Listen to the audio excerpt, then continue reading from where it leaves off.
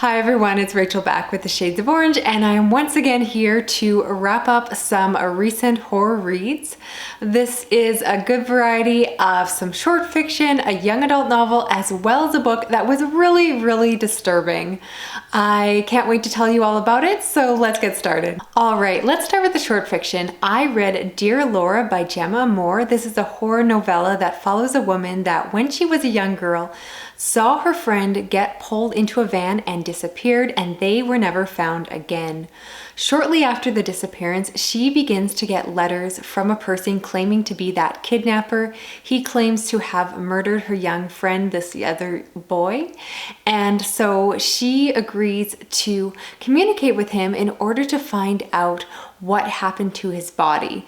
The kidnapper and thus murderer tells her that in order to find out what happened to her young friend, she needs to send him certain objects and then he will give her clues. So over the years, specifically on her birthday, she receives these letters, and then in exchange for information, she has to send off various items, things like lockets of her hair, and the requests become weirder and more intimate as she gets older, and this continues on into her adult life.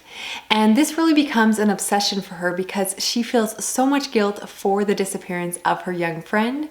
And this book is really one about, like I said, obsession and guilt, and you get to see how this disappearance affected this woman her entire life. I'll say that this was a good, creepy short story, but it really didn't leave the most lasting impact on me. It definitely conveyed those feelings of guilt, and it was an interesting story, definitely creepy. The actual mysterious creepy man was as creepy as he sounded like he would be, and I liked it, but again, it just didn't really hold up for me in terms of leaving a lasting impact. So an enjoyable one, but not an all-time favorite. Next up, I have another novella, and that is How We Broke by Bracken McLeod and Paul Michael Anderson. This is, as you can see, a short novella that follow a brother and sister that go back to their family vacation home. They're there because the woman or the sister has a project where she wants to reproduce certain pictures from her childhood, looking back on old Polaroids and then making new pictures kind of based or inspired by those. Of course, you find out that there is a dark history to this home, and there is a lot of emotional baggage attached to it. And so we get to follow the brother and sister as they are spending the nights there, and creepy things begin to happen. One of my favorite aspects of books like this is that incorporates some technology, and so within the photographs that they are taking, they start to see some strange imagery, and that is one of my favorite tropes in horror. I love photography in horror. It just works really well for me, and it definitely hit the mark here, so very much enjoyed that. I also like the fact that the story is centered around a brother and sister, which is not something I see enough in horror. I feel like it's so much more common to have a newlywed couple or something like that, but I really thought the brother and sister dynamics were very relatable and again, just fresh and different. And despite the length, I definitely thought that this book held up. It had a really good climax, and I would definitely recommend it. Continuing on with horror short stories, I also read a horror novella called You Should Leave by Daniel Kellman.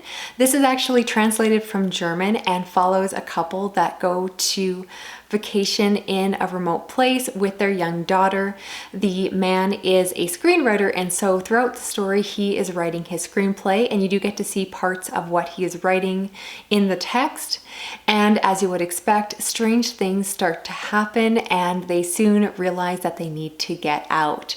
I really like this one. The man, I should let you know, is very pretentious. You basically are reading his internal monologue, and he is very unlikable. So if you need to get attached to your characters, this one may not be for you. But he is just full of himself. He thinks he is brilliant, and he's so obnoxious, but I can tell that that was done on purpose, and I really enjoyed that aspect to it. This book also deals a lot with the idea of what happens to a marriage after having children, and that is addressed a lot in the book. And it's not the most flattering portrayal of a marriage with children, but I also think it's very honest, and I did actually enjoy those aspects quite a bit. One thing that I didn't love completely is the parts of the story where we actually read the screenplay itself. And that's just the fact that I'm not someone who enjoys books within books.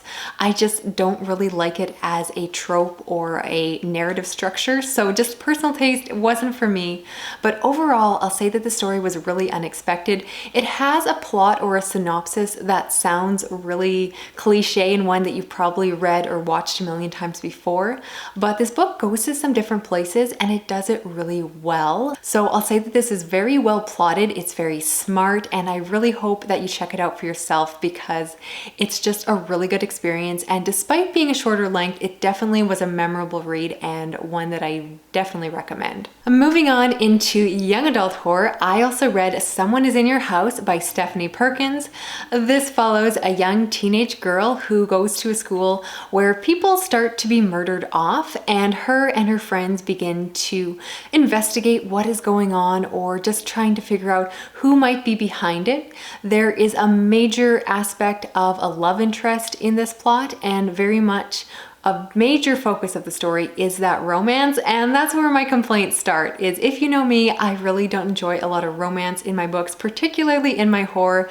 My favorite thing about romance and horror is when the romantic lead gets killed off. So I will say that this book read way more like a YA contemporary than I wanted it to be, and it just did not have enough of the horror aspects. I will acknowledge that there is a decent body count and there are some really good kill scenes where the author does go there and legitimately kill off some teenagers, and that was enjoyable, but it wasn't enough of the story. And I just think that, again, it just kind of played as a background to this romance, and you know me, I just do not care about romance whatsoever. I should have known better going into this book because I've only read and heard mixed reviews of it from other horror reviewers. It's a book that sounds really good, the cover is amazing, and everyone says that it is very disappointing, and so again, I almost shouldn't have picked it up, but I got a chance to listen to the audiobook, which is narrated by Bonnie Turpin, one of my favorite narrators, so I decided to give it a go, and yeah, it was just okay. So if you want to be smarter than me and avoid a mediocre book, I definitely recommend skipping it. It was fun, but oh so forgettable. Finally, last but definitely not least, I read In the Miso Soup, and this is more of a dark thriller that leans into the side of horror because of how extreme the violence is in it. I think a lot of you have heard of this book, and I'm happy to finally be reporting back with a review. This story is set in Japan and focuses around a man that basically goes about offering sex tourism to American tourists, so they come to Japan and get to experience the seedy underbelly of the country. And he takes around a man named Frank who is just very gross, and something seems quite off about him. He has a backstory about why he's in Japan, but even that doesn't seem to hold up. And as things go along and they move from nightclub to nightclub, things become stranger and stranger. They agree to spend 3 nights together, and the story is broken up into 3 parts, basically representing each day. And I'll let you know that things go from bad to worse, and it's a very dark tale. So let me preface this by saying that this book is not going to be for everyone. This book has some of the most disturbing scenes that I have ever read in a book, and you know that I do have a very high tolerance for the dark and disturbing, but this book definitely made me think twice about what I was reading and what I was kind of putting in my eyeballs. So keep that in mind. It was just disturbing, and I knew that going in, but everyone says that, and it really holds up as being true. I actually really like the setup of this. I am a huge fan of Japan as a country, which is probably a weird way to phrase it, but I've always been fascinated by the culture, and I really like that this book focuses again on the seedy underbelly, because in general, Japan is known for people being very hardworking and upstanding citizens, but because of that, they almost have this repressed underside to them, which comes out in some of the sexuality and kind of activities that go around that, and this book really highlights that. This book is very slow paced, and at first it did feel very suspenseful because you know that something is wrong with Frank, something is going down, and again, things are just getting worse and stranger and more severe. But the reason that I didn't end up giving this book as high of a rating as I would have liked is not because of the disturbing disturbing subject matter, but because the third part really fell flat. So I will let you know that this is a book that is full of suspense, and it's building and building and building. And in the third part, I really felt like it built up to nothing. And one could argue that given the themes explored in this book, that's almost the point, but it made for a very unsatisfying reading experience because it just felt like nothing. And I was quite disappointed by it, but I still gave it 3 stars because the beginning of the book was so promising and I really did enjoy reading it. And again, if you're looking just for a really intense story, if you're looking to challenge yourself and see how dark you are willing to read, this might be one to check out for yourself. At this time, it's kind of hard to get a hold of a copy, so I was really grateful to get a copy from my friend Sandy. But overall, it's kind of one you just gotta try for yourself. If it sounds up your alley, it's not going to be for everyone. So if you are curious about it, look up the content warnings, but basically all the content warnings exist in this book. So keep that all in mind and decide for yourself. So that is it for this video. Let me know down below what you thought of the books I talked about here, and let me know what is the darkest or most disturbing book that you have ever read. I would love to hear your opinions. Also, let me know if you actually would recommend that book or if I should steer clear. If you haven't yet subscribed, please consider doing so. I read a lot of horror as well as science fiction, fantasy, and thrillers. Thank you all for watching. I will talk to you again soon. Okay, bye-bye.